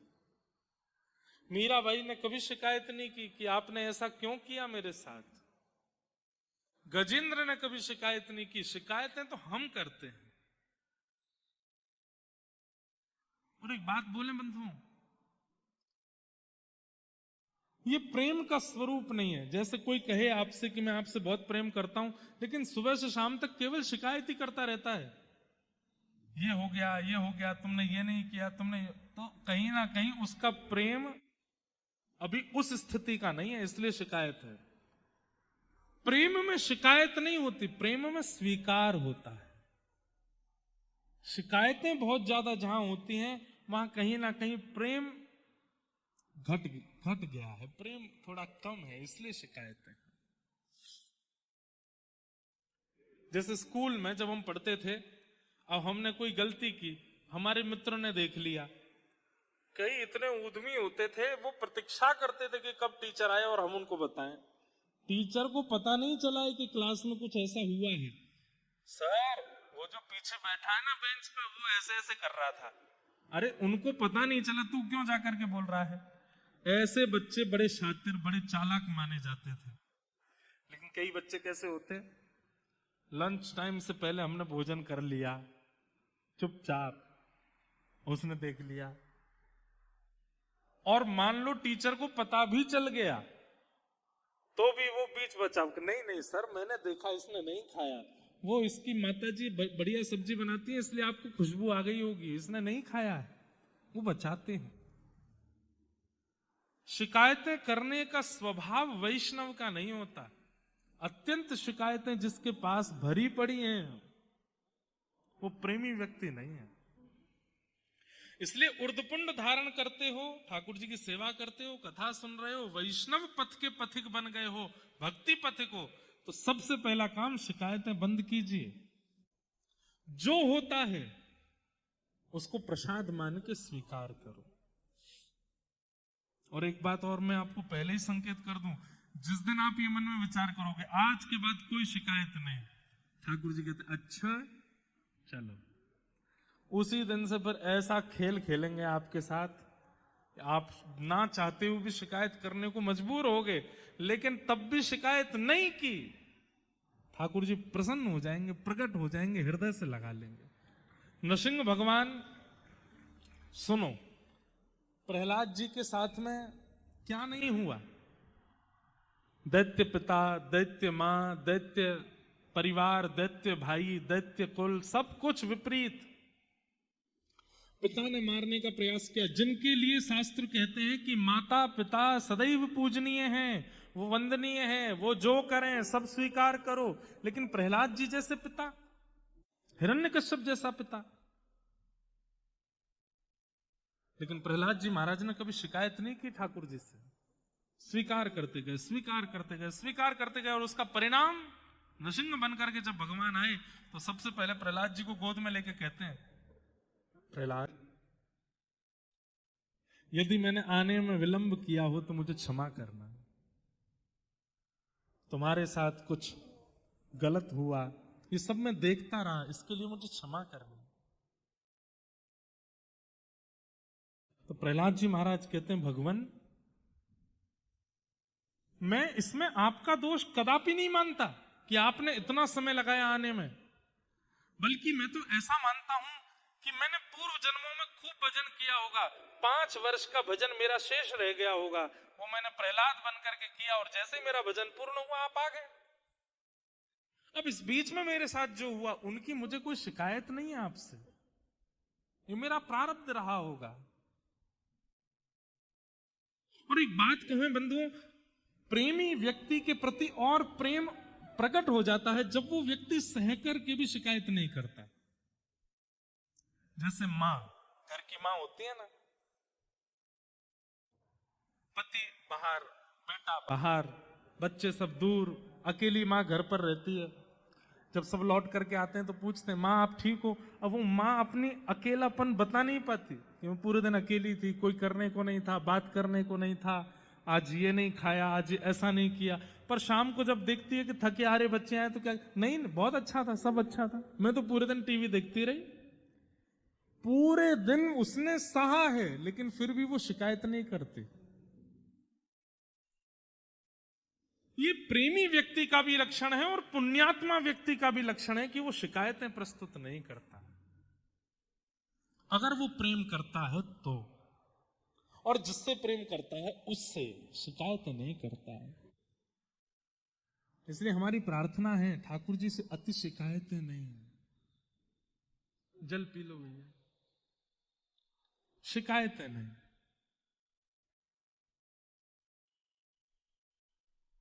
तापत्रय विनाशाय श्री कृष्णाय वयं नमः। ऐसे सब प्रकार के तापों का उपशमन करने वाले, पूरे जीवन को प्रसाद रूप में हमें प्रदान करने वाले श्री कृष्ण को हम बारंबार प्रणाम करते, वंदन करते। आगे महात्म्य की कथा है, हम जल्दी जल्दी महात्म्य का पूरा सत्र कर दें पूर्ण, सुन के ही जाइएगा। 88,000 सौनकादि ऋषि नैमिषारण्य क्षेत्र में बैठे हैं और तभी सूत जी महाराज का आगमन होता है। 88,000 सौनकादि ऋषियों की एक चिंता है कि मानव का कल्याण कलयुग में कैसे होगा। बंधुओं, एक प्रश्न हम हर कथा में कहते हैं, बहुत ध्यान से सुनिएगा, इधर देखो सब लोग। कल्याण शब्द सब जानते हैं, पर वास्तव में मानव कल्याण कहते किसको है? हमारा कल्याण किस में है? कभी विचार किया मेरा कल्याण किस में होगा? मैं ऐसा क्या करूं जिससे मेरा कल्याण हो? तो आप विचार करेंगे कि अति धन कमाने से कल्याण होगा, तो रावण का नहीं हुआ था। आप विचार करेंगे कि सुंदर पत्नी के होने से कल्याण होगा, मंदोदरी सुंदर भी थी। आप मन में विचार करेंगे कि बहुत ऐश्वर्य, यश और कीर्ति होने से कल्याण होता है। कीर्ति हिरण्यकश्यप और हिरण्याक्ष की तीनों लोकों में थी। कीर्ति होना, संपत्ति होना, धन होना, पढ़ लिख करके योग्य बनना। रावण बहुत विद्वान था। रावण जिस ग्रंथ को देख लेता था, उस ग्रंथ को एक बार देखता था और सारा ग्रंथ उसको कंठस्थ याद हो जाता था, ऐसा विद्वान था। पढ़ा लिखा होना, धनवान होना, कीर्तिवान होना, ये सब कल्याण नहीं है। कल्याण क्या है? बहुत ध्यान से सुनिएगा। अपनी किसी क्रिया से, अपने जीवन के व्यवहार से, अपने जीवनचर्या से, अपनी दिनचर्या से आप मां के प्रिय तो बन गए, पिता के प्रिय तो बन गए, पत्नी के प्रिय तो बन गए, पति के प्रिय तो बन गए, बच्चों के प्रिय तो बन गए, सबके प्रिय बन गए। लेकिन कल्याण तब होगा जब हरि प्रिय बनोगे, हरि के प्रिय बनोगे। समझ में आई बात? मुझे हरि प्रिय हैं, हम सबको हरि प्रिय हैं, पर हम सब में हरि को 4-5 लोग ही प्रिय होंगे। यहां जितने बैठे हैं, मुझसे लेके पीछे तक, हम हजारों हैं और हम सबको हरि प्रिय हैं, पर हम सब में हरि को कौन प्रिय है? ये गिनती के 4-5 ही होंगे, और 4-5 भी ज्यादा बोल रहा हूं, 1 या 2 ही होंगे इस पूरे पंडाल में। और जो हरि का प्रिय है उसने अपने जीवन का कल्याण कर लिया। फिर तो महाराज पहाड़ से फेंक दो तो भी प्रहलाद नहीं मरेगा, हाथियों से कुचलवा दो तो भी प्रहलाद का बाल बांका नहीं हो सकता, विष का प्याला मीरा को पिला दो तो भी अमृत बन जाएगा, सूरदास के नेत्र छीन लो तब भी वो पूरे विश्व को दिखा देगा, कालिदास की जीभ काट दो फिर भी उसके छंद, उसकी वाणी पूरे विश्व को ज्ञान दे देगी। क्यों? क्योंकि वो हरि प्रिय बन गए, हरि के प्रिय। हमारे आचार्य चरण, जिस परंपरा में हमारी दीक्षा है, श्रीमद रामानुजाचार्य जी महाराज,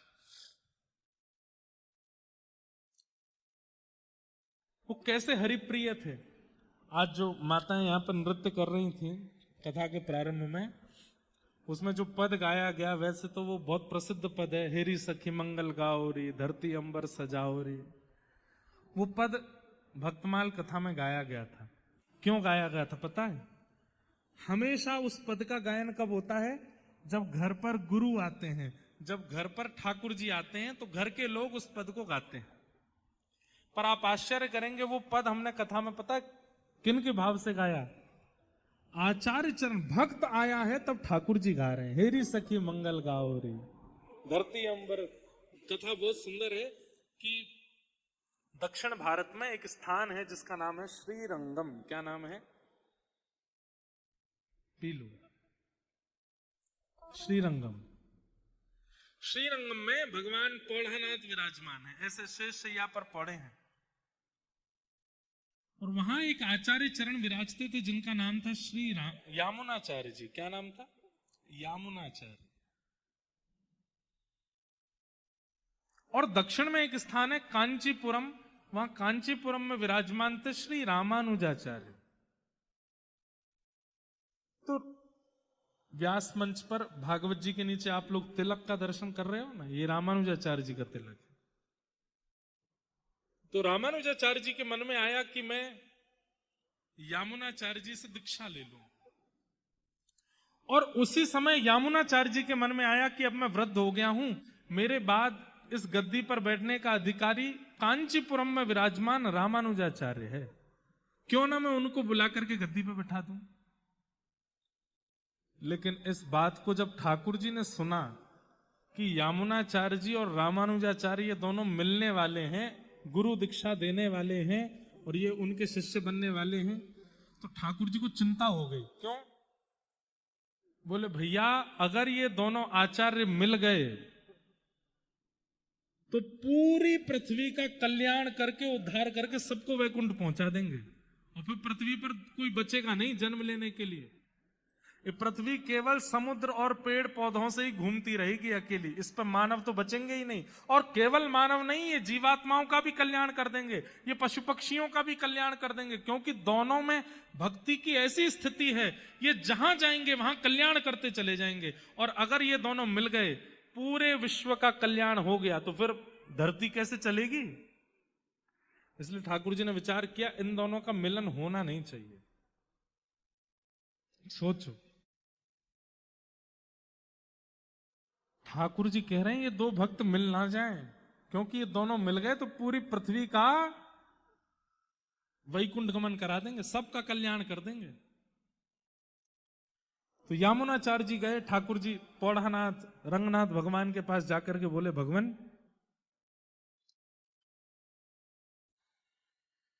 आपने मुझे स्मरण किया। तब ठाकुर जी बोले, यामुनाचार्य जी अब मुझे आपकी बहुत याद आ रही है, अब आप एक काम करो। बोले क्या? धराधाम छोड़ करके वैकुंठ आ जाओ मेरे पास। तो यामुनाचार्य जी बोले, भगवान अभी मेरे को रोग लगा है, रोग ठीक हो जाए, बिल्कुल स्वस्थ हो जाए, फिर मैं वैकुंठ आ जाऊंगा। बोले नहीं, अब मुझसे रहा नहीं जा रहा, अब तुम जल्दी आओ मेरे पास। क्योंकि ठाकुर जी चाह रहे हैं कि रामानुजाचार्य आए उससे पहले ये वैकुंठ आ जाए। तो यामुनाचार्य जी बोले, मेरे कुछ काम रह गए, उसके लिए कुछ समय मिल जाएगा? ठाकुर जी बोले, कितना समय चाहिए? तो यामुनाचार्य जी बोले, केवल 8 दिन का समय दे दो। ठाकुर जी बोले, 8 दिन में तो रामानुजाचार्य जी नहीं आ पाएंगे, 8 दिन मांग रहे, दे देते। तो ठीक है, 8 दिन में आप वैकुंठ आ जाना। यामुनाचार्य जी बोले, ठीक है। ध्यान से सुनिएगा, बहुत सुंदर लीला है। ठाकुर जी चतुर हैं, पर भक्त चतुर शिरोमणि होते हैं। भक्त जो है ना, वो संसार के सामने तो बहुत सीधा होता है, पर ठाकुर जी के आगे चतुर बन जाता है। ठाकुर जी की चतुराई नहीं चलती भक्तों के आगे। तो यामुनाचार्य जी बोले, 8 दिन का समय दे दो। तो जब यामुनाचार्य जी चले गए, भगवान ने कहा ठीक है, 8 दिन बाद आप वैकुंठ आ जाइए। ठाकुर जी सोच रहे हैं इन्होंने 8 दिन क्यों मांगे। तब उनको पता चला, अरे इन्होंने एक सेवक को अभी कांचीपुरम भेजा है और यहां से कांचीपुरम जाने में 4 दिन लगते हैं। 4 दिन में वो सेवक पहुंचेगा और जैसे ही रामानुजाचार्य जी से कहेगा कि यामुनाचार्य जी बुला रहे हैं, रामानुजाचार्य जी तुरंत निकलेंगे और 4 दिन में वो आ जाएंगे। 4 दिन जाने के, 4 दिन आने के, 8वें दिन ये रामानुजाचार्य जी से मिलके दीक्षा देकर के फिर वैकुंठ आने का मन बनाए हैं। और मैं भी भगवान हूं, दोनों को मिलने ही नहीं दूंगा। तब 4 दिन में सेवक पहुंचा और जैसे ही उसने रामानुजाचार्य जी से कहा कि यामुनाचार्य जी याद कर रहे हैं, तो रामानुजाचार्य जी तो बोले मैं तो बहुत दिन से सोच ही रहा था कि मैं जाके दीक्षा ले लूं। तुरंत चल दिए। और जैसे ही रामानुजाचार्य जी श्रीरंगम पहुंचे, बस द्वार पर पहुंचे ही हैं कि भगवान तुरंत यामुनाचार्य जी के सामने आके बोले चलो 8वां दिन है आज। यामुनाचार्य जी बोले कुछ क्षण मिल जाएंगे? ठाकुर जी बोले नहीं, अब चलो। और श्री यामुनाचार्य जी को रामानुजाचार्य जी से मिलने ही नहीं दिया, ठाकुर जी ले गए। पर यामुनाचार्य, मैंने कहा ना भक्त ठाकुर जी से ज्यादा चतुर होते हैं, तो यामुनाचार्य जी का जब परम पद हुआ वैकुंठ, तो उन्होंने अपने शरीर में अपने हाथ की 3 उंगलियों को बंद कर रखा था। ऐसे हाथ थे।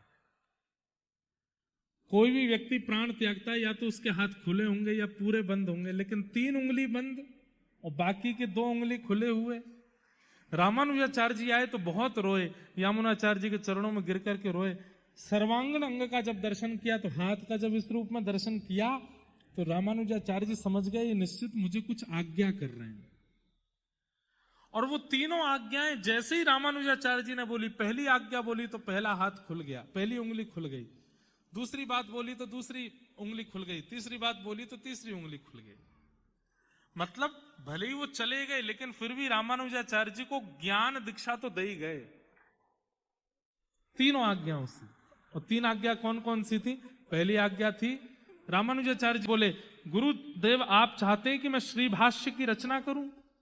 तुरंत पहली उंगली खुल गई। आप आज्ञा कर रहे हैं कि दक्षिण भारत में लिखे हुए जितने भी हमारे दिव्य प्रबंध हैं उनको मैं संस्कृत भाषा में लिखूं? दूसरी उंगली खुल गई। और तीसरी उंगली में आप चाहते हैं कि मैं वैष्णव धर्म का 10 दिशाओं में प्रचार करूं? तीसरी उंगली खुल गई। दीक्षा हो गई। लेकिन रामानुजाचार्य जी ठाकुर जी से नाराज हो गए। आपने मुझे मेरे गुरुदेव से मिलने नहीं दिया, अब मैं जीवन में यहां कभी नहीं आऊंगा। और ऐसा कहकर के रामानुजाचार्य जी चले गए। तो ठाकुर जी इतने व्याकुल हो गए कि मेरे भक्त चले गए, पर वास्तव में तो ये दोनों मिल जाते तो पूरी पृथ्वी का कल्याण हो जाता। अब श्रीरंगम की गद्दी पर रामानुजाचार्य जी के अलावा बैठने योग्य कोई और था नहीं।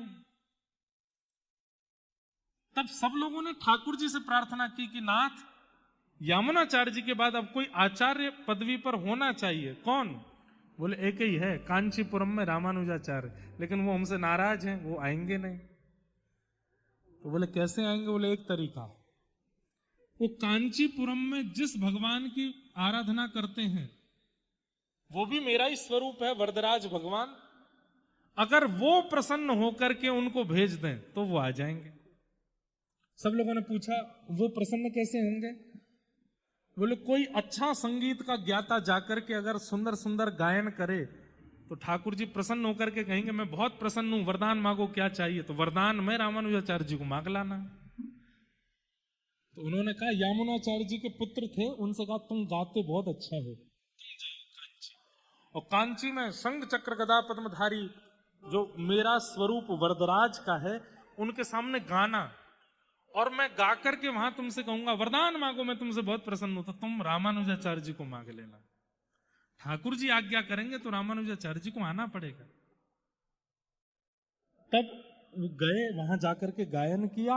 वरदराज भगवान बोले वरदान मांगो, तो कहा कि महाराज या रामानुजाचार्य जी को हमें दे दो। तो वरदराज भगवान ने रामानुजाचार्य जी से कहा कि अब आप श्रीरंगम जाओ, हमारी आज्ञा है। रामानुजाचार्य जी बोले मैं तो वचन लेके आया हूं कि मैं कभी नहीं जाऊंगा, उन्होंने मुझको मेरे गुरुदेव से मिलने नहीं दिया, मैं कैसे जाऊं उनके पास? बोले हमारी आज्ञा है, तुमको जाना पड़ेगा। तब रामानुजाचार्य जी श्रीरंगम आए और जब श्रीरंगम रामानुजाचार्य जी आए रहे थे तब ठाकुर जी गा रहे हैं, हेरी सखी मंगल गाओ रे, धरती अंबर सजाओ रे, उतरेगी आज मेरे पी की सवारी। और ऐसा वाणियों में सुनने में आया है, ठाकुर जी शंख चक्र गदा पद्म धारण करके सचल हो गए, हलवाइयों के पास जाते हैं, क्या बना रहे हो, ऐसे बनाओ। सजावट करने वालों के पास जाते हैं, यहां पर फूल लगाओ, यहां पर गुच्छा लगाओ। मेरे रामानुजाचार्य आ रहे हैं, सुंदर रंगोली बनाने वाली बहनों के पास जाते हैं, बोले ऐसी रंगोली काढ़ो, मेरे रामानुजाचार्य आ रहे हैं।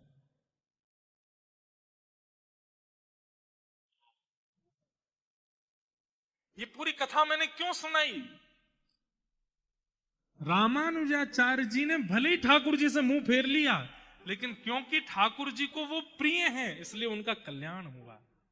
हरि प्रिय बनो, हमारा कल्याण, खरगोन के लोग हमसे रीझ जाएं, खंडवा के लोग हमसे रीझ जाएं, इंदौर के नेता हमसे रीझ जाएं, भारत के प्रधानमंत्री हमसे रीझ जाएं, देश के राष्ट्रपति हमसे रीझ जाएं, इससे कोई काम बनने वाला नहीं है। जगतपति, जगत नियंता, जगदाधार जगन्नाथ हमसे रीझ जाए, ये हमारा कल्याण है, इसमें हमारा कल्याण। इसलिए ऐसे विचार, ऐसे कर्म, ऐसी क्रिया, ऐसा भोजन, ऐसा पहनावा, ऐसा सब कुछ करो जिससे वो रीझे। जिन भेषा मारो सांवरो रीझे, जिन भेषा मारो सांवरो रीझे, सो ही भेष धरूंगी हो मैं तो सो ही भेष धरूंगी हो, मैं बैरागन होंगी, मैं बैराग। जिन भेषा मारो गिरधर रीझे, जिन भेषा मारो सांवरो रीझे, मैं सो ही भेष धरूंगी। कई बार कथा में ऐसा होता है, कई लोग हमको पर्ची दे देते, महाराज जी ये वाला भजन सुना देना। मैंने कि भैया सुनो, हम जनरंजन के लिए कथा नहीं करते, हम कथा करते हैं हमारे ठाकुर जी खुश हो। हमारे ठाकुर जी को लगेगा तो हम गाएंगे, और नहीं लगेगा तो तुम 7 दिन पीछे पड़े रहो तो भी नहीं गाएंगे, क्योंकि आपको रिझाने के लिए कथा थोड़ी कर रहे हो, और ना आप हमको रिझाने के लिए कथा सुन रहे हो। आपका और मेरा दोनों का उद्देश्य क्या है? जिन भेषा मारो सांवरो रीझे, मेरे कर्मों से, मेरे विचारों से, मेरी क्रियाओं से, मेरे वस्त्रों से, मेरे व्यवहार से वो रीझ है, बस ये होना चाहिए। तो कल्याण क्या है? हरि प्रिय बन जाइए, हरि के प्रिय बन जाइए। हरि तो सबको प्रिय है, पर हरि को जो प्रिय है उसका कल्याण हुआ है। तू है सखी बड़ भाग्य बड़ी, नंदलाल तेरे घर आवत है। ये कौन है? हरिप्रिय ठाकुर जी आपके घर आते हैं। तू अपनो श्रृंगार करत है, ये दर्पण हाथ दिखावत है। तू है सखी बड़ बड़ भाग बड़ी, नंदलाल तेरे घर आवत है। ठाकुर जी प्रिय बन जाएं, ठाकुर जी के प्रिय हम बन जाएं, उसमें हमारा कल्याण है। सौनकादि ऋषियों ने सूत जी महाराज से पूछा मानव कल्याण कैसे होगा? तब सूत जी ने भागवत जी का विषय बताया। बोले एकमात्र भागवत का आश्रय यदि व्यक्ति ले ले तो उसका कल्याण संभव है। तब सौनकादि ऋषियों ने पूछा ये भागवत जी सबसे पहले किसने किसको सुनाई? तब सनक सनंदन सनातन सनत कुमारों ने नारद जी को सुनाई। भक्ति महारानी के 2 पुत्र ज्ञान और वैराग्य जीर्ण शीर्ण हो गए थे, उनकी प्रबलता के लिए भागवत की कथा हुई, और कथा होते ही भक्ति के पुत्र ज्ञान और वैराग्य दोनों युवा हो गए। बंधुओं, भक्ति तो हम सबके चित्त में है, पर ज्ञान और वैराग्य नहीं है, उनकी जागरण के लिए, उनकी जागरूकता के लिए कथा सुननी जाती है। ज्ञान जागरूक हो, वैराग्य जागरूक हो। बंधुओं, वैराग्य का मतलब घर छोड़ना नहीं होता, जीव पर कंट्रोल करना, यह भी वैराग्य है। बहुत सुंदर लोग बैठे हैं आसपास, लेकिन आंखों पर कंट्रोल करना, यह भी वैराग्य होता है। स्पर्श करने को अति सुंदर वस्तु प्राप्त हो जाए, पर अपनी त्वचा पर कंट्रोल करना, यह वैराग्य होता है। बहु सामग्री सामने आ जाए, लेकिन उनको खाने की इच्छा ना होना, यह वैराग्य होता है। वस्तु सामने प्रस्तुत हो तब भी उस पर मन ना मचलना, यह वैराग्य का स्वरूप है। हम आप सब लोग तो कैसे हैं पता है? वस्तु सामने नहीं है, उसके पीछे भागते हो रहे हैं कि वो हमें मिले, कैसे भी हम उसका आस्वादन करें। वैराग्य का मतलब वस्तु के सन्मुख होने पर भी इंद्रियां विचलित ना होना, यह वैराग्य है। और ज्ञान का मतलब कैसी भी परिस्थिति जीवन में आ जाए, विचलित ना होकर के सही निर्णय लेना, यह ज्ञानी व्यक्ति का लक्षण है। अभी घर में कोई घटना घट गई, घटना घटते ही आप विचलित हो गए, अरे राम अब क्या होगा, अरे राम अब क्या होगा, अब तो कैसे होगा, कैसे चलेगा। ये विचलित होना, विचलनता एक प्रकार से इस बात का द्योतक है कि आप ज्ञानी नहीं हो। ज्ञानी व्यक्ति कैसा है? कुछ भी घटना घट जाए वो थोड़ा शांत होगा, धैर्यवंत होगा, ज्यादा हाथ पैर नहीं चलाएगा। मैं एक बात कहा करता हूं, पानी में अगर कभी डूबने लगो तो दो काम कीजिएगा, एक तो मुंह बंद रखिएगा, एक हाथ पैर मत चलाइएगा। आप करके देख लेगा ना नर्मदा जी में, ज्यादा ही मत कर लेना, पता चली सीधे भरूच में ही मिले हो। लेकिन गहरी नदी में अगर कभी गिर गए, बचने का एक ही तरीका है, एक तो मुंह बंद कर लो और एक हाथ पैरों को ढीला छोड़ दो। हाथ पैर आपने चलाए और मुंह खोला तो मृत्यु निश्चित है। ठीक वैसे ही संसार रूपी सागर में जब डूबने लगो, एक तो हाथ पैर मत चलाओ, एक मुंह मत चलाओ। ये दो चीजें आपने वश में कर ली, कभी नहीं डूबोगे। व्यक्ति डूबता कब है? कोई परिस्थिति सामने आ गई, कोई विपरीत परिस्थिति सामने आई और आपने हाथ भी चलाने शुरू किए, पैर इधर भाग उधर भाग, ये कर वो कर, मुंह भी चला रहे हैं, हाथ भी चला रहे, पैर, निश्चित है वो परिस्थिति डुबा देगी आपको।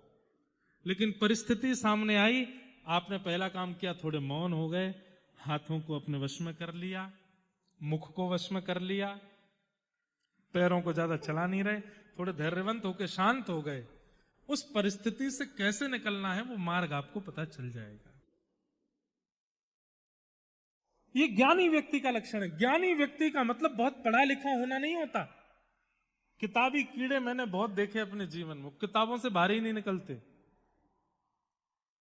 एक बालक, उसके पिताजी ने कहा खूब पढ़ लिख के विद्वान बन के आएगा तो ही मैं घर में एंट्री दूंगा, और तू जब पढ़ लिख करके आएगा तो मैं तुझसे एक प्रश्न करूंगा, उसका उत्तर तूने दिया तो ही घर में आने दूंगा।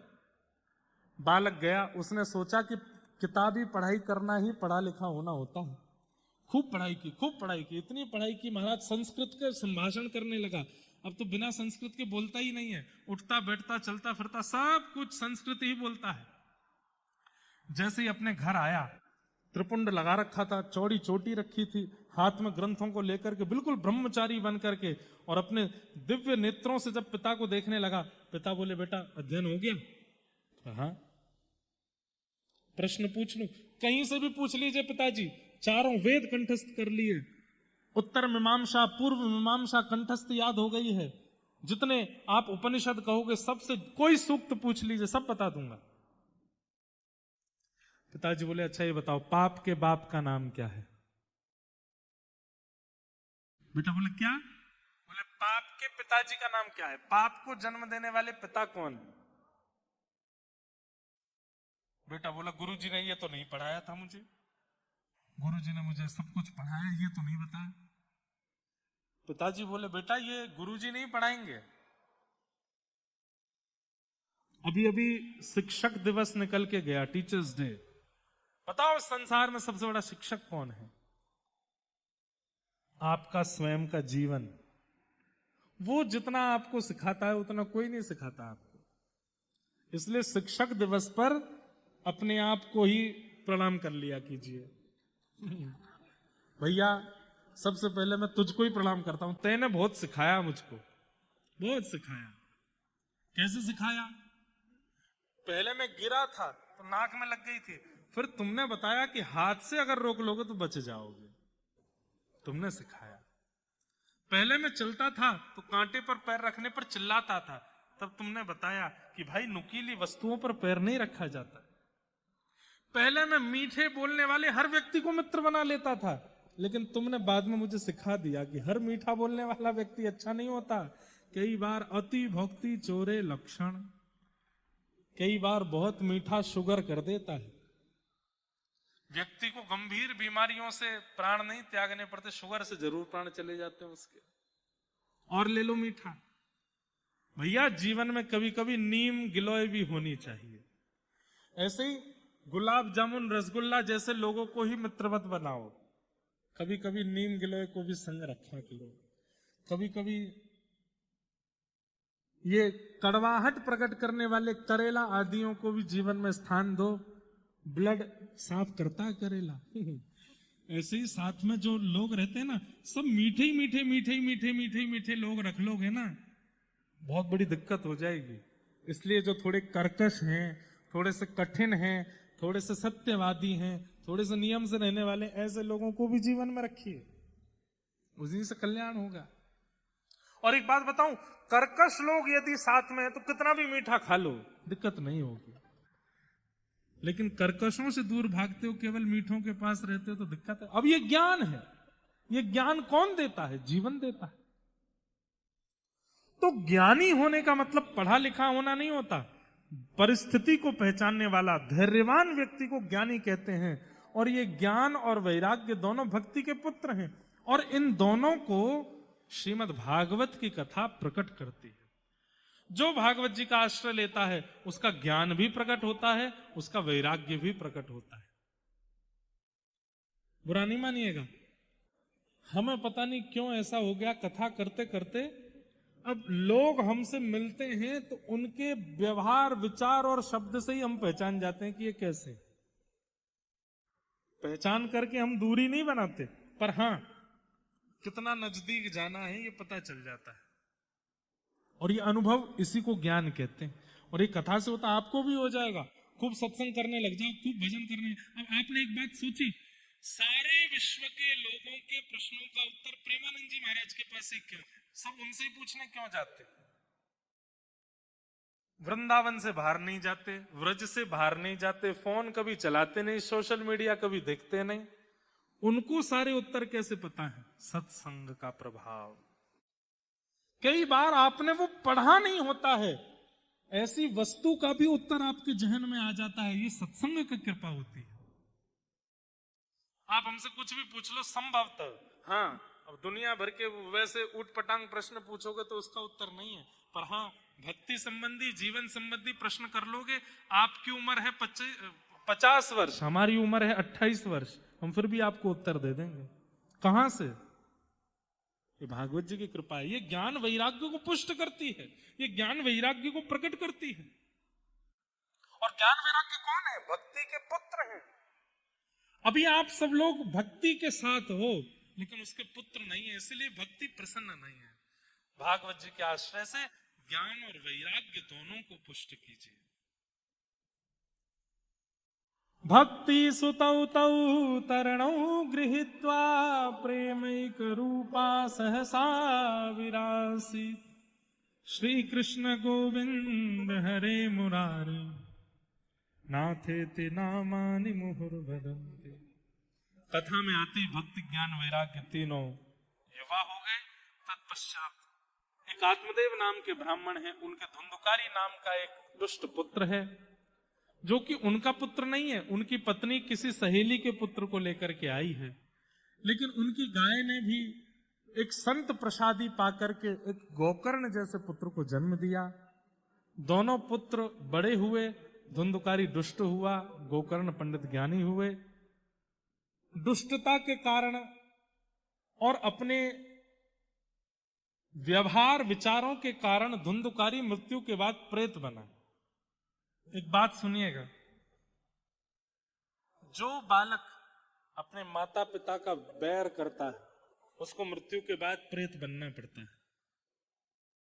जो व्यक्ति एक पत्नी वृत्ति होते हुए भी अन्य स्त्रियों के प्रति दुर्भाव रखता है उसको मृत्यु के बाद प्रेत बनना पड़ता है।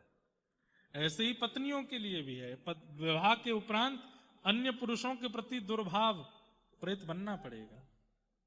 वैश्यागमन करना, व्यभिचार करना, मद्यपान करना और जुआ खेलना, धन को असद स्थानों पर लगाना, अपने ऐशो आरामों के लिए ही केवल धन को खर्च करना, ऐसे लोगों को कुछ दिनों के लिए प्रेत बनना पड़ता है।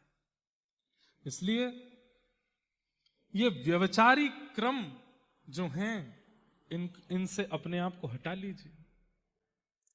सबसे पहला, माता पिता के प्रति दुर्भाव मत रखो। भले ही माता पिता आपके उस विचारधारा के नहीं है, फिर भी उनके चरण पकड़ो, फिर भी उनको प्रणाम करो।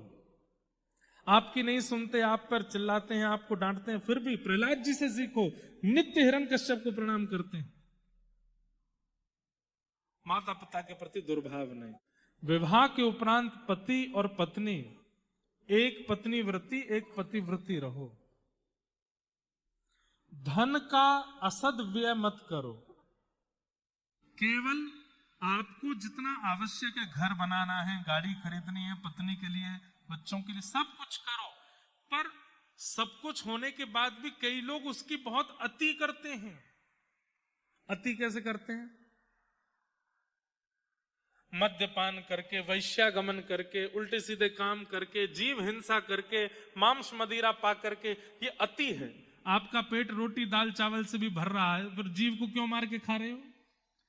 आपकी प्यास पानी से बुझ रही है, नींबू पानी से बुझ रही है, और ज्यादा से ज्यादा कोका कोला से बुझ रही है। वो पीला पानी ही क्यों पीना है आपको?